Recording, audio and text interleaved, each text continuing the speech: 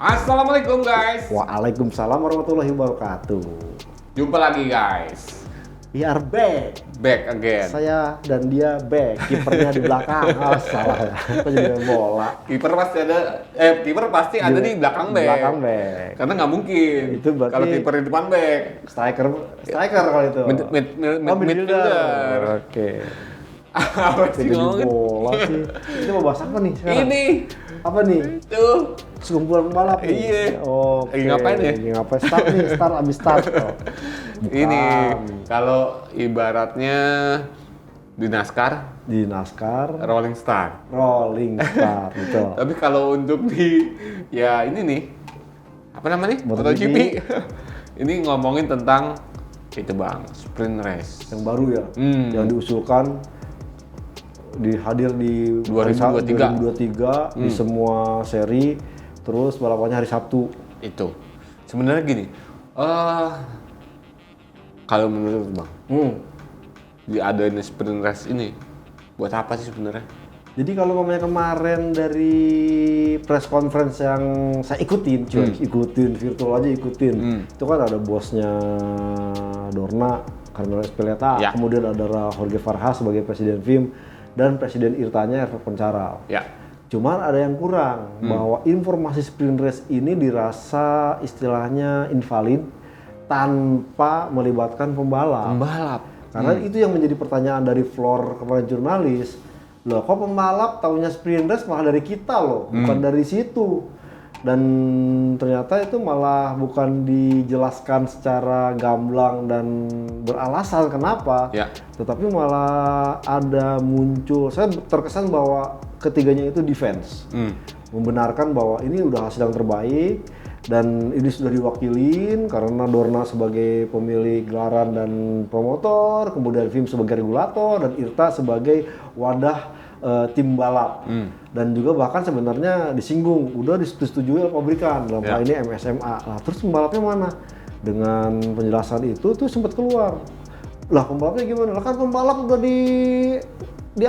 diakomodasi oleh tim atau pabrikan. Jadi biar mereka yang menyampaikan. Nah loh, jadi selama ini si pembalap jadi buat apa adanya? jadi cuma komoditas sirkus doang gitu. Kalau dia terjadi insiden atau kenapa tidak diperhatikan dengan baik. Sudah begitu, loh kenapa baru ngomong sprint setelah 6 race terakhir buat tahun depan, padahal kan ya ada yang udah naikkan kontrak buat tahun depan tuh kemarin gitu. Apa ntar tidak memberatkan tim gitu kalau ngomongnya tadi tanggapan dari Carmelo, Jorge Farhas dan juga Hervé Poncharal itu demikian.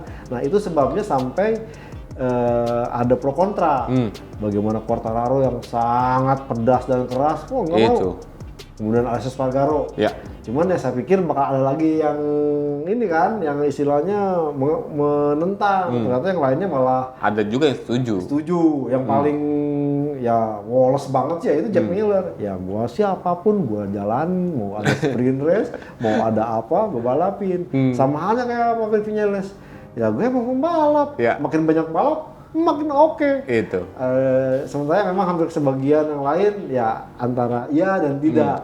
Iya karena dia merasa ya kalau umpamanya tidak setuju ntar ditegur sama tim, gua kontraknya bermasalah lagi karena belum dikontrak. Jadi memang sebenarnya sprint race ini digelarkan formatnya itu menurut Jorge Farhas digelar hari Sabtu, jumlah lapnya setengah dari balapan hari Minggu, kemudian perolehan poinnya juga separuh. Jadi cuma dari finish 1 sampai 9 dapat poin. Ibaratnya kayak F1 lah ya bang ya? F1. Nilainya, poinnya juga ya setengahnya. Yang bedanya adalah bahwa sprint race di F1 itu kan untuk menentukan grid untuk race day, sementara di MotoGP enggak. Sprint race itu tetap ntar penentuan gridnya diambil dari Q2. Jadi Q2 itu untuk menentukan start sprint race dan juga race utama. Jadi sebenarnya untuk MotoGP ini formatnya sama dengan Superpole di WSBK ya? Superpole tapi Superpole kan untuk menentukan grid balapan ini enggak. Tapi kalau untuk Superpole yang digelar di hari Minggu, dia kan nggak menentukan grid yang race kedua. Iya. Jadi kan formatnya hampir sama. Superpole itu untuk menentukan grid hari race yang kedua untuk posisi 1 sampai 10. Iya. Itu nah kalau untuk di MotoGP enggak? Sama sekali enggak. Jadi pure posisi start diambil dari Q2. Hanya dari Q2. Misalkan Q2 di pole positionnya Enea Bastianini, kemudian kedua Pecco Bagnaia, ketiga Jack Miller, itu di sprint race-nya begitu, Ya, di race balapnya day-nya juga begitu. Iya. Oke, berarti ya nggak ada yang sama Nggak dong ada ya? yang sama, Nggak cuman kan- sama kayak F1, nggak Iya, sama kayak di Super WSBK. Pole Ya. WSBK. Cuman kan problemnya adalah ini menambah istilahnya kinerja semua, baik pembalap, Ya. pabrikan, buat pembalap. Jadi dia harus bisa mikirin targetnya yang mana nih, Itu. sprint race atau race. Kalau sprint race udah coba hati-hati, apes jatuh, cedera, kagak balapan deh di race day utamanya. Itu untuk pembalap. Untuk motornya kan tahun ini fix kalau namanya 21 itu ada 9 alokasi mesin. Itu untuk yang konsesi. Konsesi. Non Untuk konsesi yang 7. Dan itu udah diukur tuh mileage per sirkuitnya berapa. Nah Ya. dengan ada sprint race berarti nambah. Berarti yang dikatakan oleh Jorge Vargas dari wawancara sebenarnya enggak, karena kan jumlah dan alokasinya sama. Ya. Tapi kinerjanya lebih tinggi. Kalau udah lebih tinggi, mileage-nya lebih panjang, berarti umur pakainya bisa cepet aus dan sialnya ntar mestinya motornya si mesin satu ini bisa habis sampai akhir musim, terbakar. Terus melewati jumlah alokasi jatah mesin. Ya. Tambah mesin kena hukum, meskipun itu sempat ditanggapin, wah itu kan jadi seru. Jadi ntar pembalap-pembalap semuanya kena hukuman harus start dari belakang. Tapi ya emboknya dirembuk dulu gitu. Karena ada asosiasi pembalap kan di Betul, MotoGP. betul. Terutama asosiasi ini untuk melihat faktor safety kan. Nah, itu tadi, itu yang dipakai oleh RV Poncharal bahwa mereka sudah merasa ini didiskusikan dengan Safety Commission dan Grand Prix Commission. Padahal emang ada wakil pembalapnya, pembalap-pembalap yang sudah pensiun. Tapi kan yang pembalap-pembalap masih balapan tidak ikut langsung. Nah, sampai akhirnya kemarin tuh muncul gagasan, kenapa nggak bikin istilahnya perserikatan pembalap MotoGP yang itu sampai akhirnya bikin Carmelo Ezpeleta marah, Itu. nyolot sampai dibilang Mukanya udah beda banget udah. Ya saya kenal Carmelo tuh dari awal-awal MotoGP 4 tak. Bahkan kalau mamanya korespondensi dulu tuh bukan kayak zaman sekarang. Yeah. Ada IG tinggal ini DM langsung balas, enggak, kita harus email. Wawancara itu bahasanya sopan, santun, dan bahkan kita pernah ya dulu tuh sambungan telepon langsung, wawancara telepon tuh udah eksklusif banget, rangkul banget. Nah kemarin melihat dia begitu marah, sempet kayak begini marahnya. Yang MotoGP marah Yang ini. MotoGP marah, Frank Wing sampai dia bilang kenapa nggak dibuatkan asosiasi atau serikat pembalap MotoGP. Itu langsung sontak marah. Itu sih memang makanannya jurnalis, goreng-goreng isu hal itu. Padahal kan tidak ada tuh pembalap yang siapa? Ada nggak pembalap yang mau, katanya dia bilang gitu sampai nunjuk. Ada nggak yang mau pembalap aktif?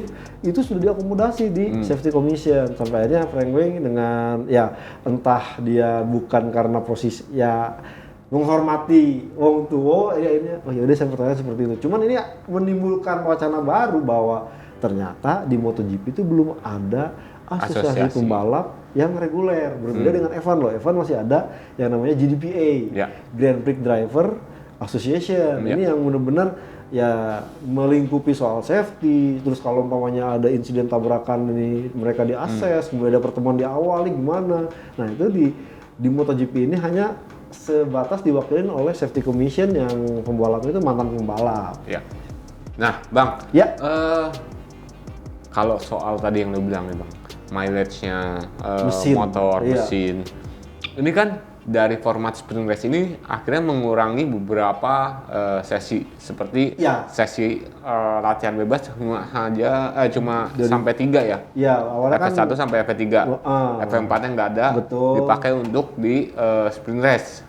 Kalau nggak salah FP4-nya ada, warming up-nya kalau nggak salah dihapus. Warming up? Ada beberapa opsi sih, cuman memang benar itu ada dikurangi. Tapi itu kan sebatas hanya mengurangi lap atau mengurangi waktu. Ya, sama waktunya juga kan. Iya. Jadi yang biasanya 50 menit, 50 menit jadi 30 menit kan. menit. Nah, ini kan seenggaknya udah berkurang waktu ya hampir 20. Betul. Sejam lah ya. Betul. Nah, hampir 2 jam. Beda nggak sih? Ya jadi beda lah. Nggak, maksud gue beda antara ya istilahnya yang biasanya pembalap dipakai latihan, ini akhirnya dipakai untuk sprint race gitu kan? Agak beda karena di saat pembalap melakukan untuk mencari setting, ini benar-benar cari setting loh dari Jumat, Sabtu itu benar-benar dilakukan setting, baru akan dipush si umur mesin itu di sesi V-Practice 4 dan kualifikasi. Ini kalau saya rasa mungkin mau dikurangin, ini belum tentu bisa membuat mileage yang lebih panjang, tapi malah kalau saya rasa ini akan menyulitkan. Pembalap tidak bisa mendapatkan setting yang paling paripurna. Arti paripurna karena apa?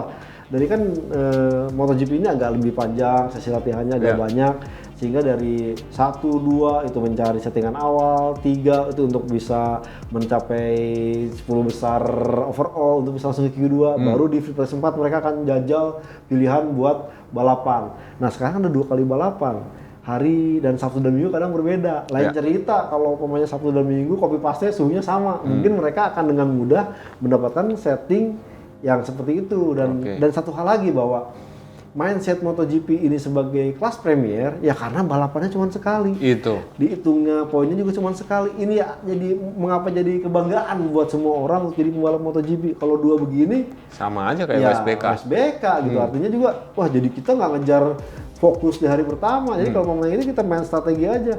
Oke deh, gua di sini nuang poin sebegini, ntar di balapan segini. Jadi benar-benar akhirnya malah hitung-hitungan, bukan malah seru gitu. Yang ada malah ya kayak main istilahnya mengisi ulangan matematika gitu masing-masing juga. Terus ini nggak akan ada duel yang lebih greget lagi. Justru kalau saya rasa jangan menambah balapannya. Tapi istilahnya jadikan nih MotoGP pembalap reguler ini tuh interaksi langsung dengan para pembalap. Entah itu mungkin ya jadi istilahnya tour guide yang pit walkabout atau ada mungkin ya istilahnya kalau ada tiket yang diundi door prize itu ntar bisa meet and greet dengan pembalapnya. Nah ini malah ditambah balapannya gitu. Saya rasa ini bukan masalah karena kalau kita melihat ya seperti kita bahas dulu bahwa ingar-bingar MotoGP itu karena ada konflik Rossi Biaggi, Rossi Setegi-Berno, Rossi kemudian Marc Marquez. Itu udah ada lah yang kita bahas di. Nah yang sekarang ini pembalapnya kan anak milenial, kebanyakan kelahiran 90, yang paling bangkotan 86 aja udah mau pensiun. Iya, jadi udah mau pensiun. Ya artinya kemudian Alex Espargaro yang paling tua, udah jadi ketua RT karena dia ngomong pembalap-pembalap yang di Andorra udah kayak sampai kompakan. Dan bahkan di saat press conference disodorkan pertanyaan kenapa sih lu berdua berebutan Piala Dunia, juara dunia, tapi lu di kehidupan hari-hari kompak, enggak istilahnya enggak ada dibawa dari konflik dari balapan juga dibawa ke pribadi. Ya dengan jawabannya itu ya kita era yang berbeda.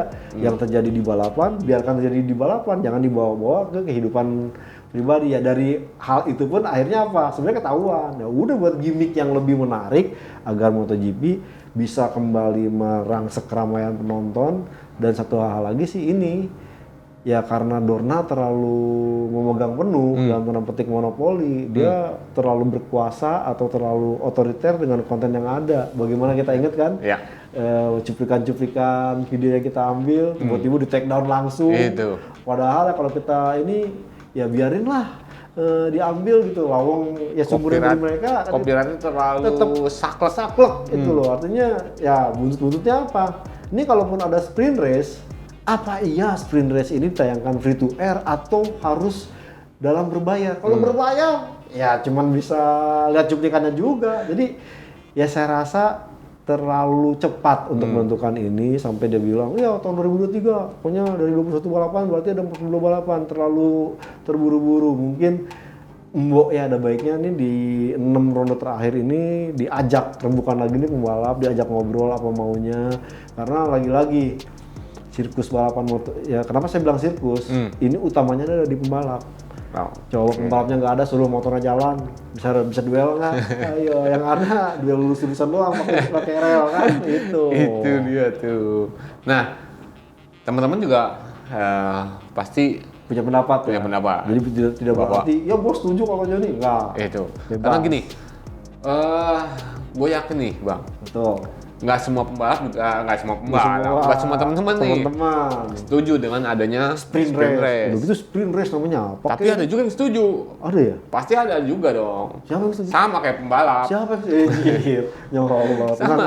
Sama kayak pembalap kan. Iya. Ada yang setuju, ada yang enggak. Ada yang Nah, teman juga pasti ada yang kayak gitu. Iya. Siapa yang setuju, siapa yang enggak? Tulis di kolom komentar. Kalau ngacung nggak kelihatan. Sebutin alasannya. Di kolom komentar, sebutkan alasannya. Ya kita akan diskusi lah untuk menemukan apa sih bagusnya gitu. Tapi kalau bagi gua dengan adanya sprint race, ya biaya terutama untuk perbaikan motor lebih tinggi. Betul.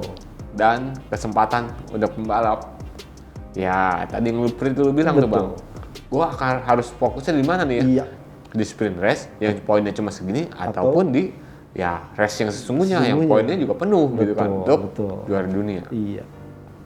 Saya Kabudiansyah dari Roadtest ID dan juga gridauto.com. Mohon pamit guys. Saya John Nilono Mulia dari motorplusonline.com turut pamit. Kita ketemu lagi ya. Sampai jumpa lagi di episode berikutnya. Waalaikumsalam warahmatullahi wabarakatuh.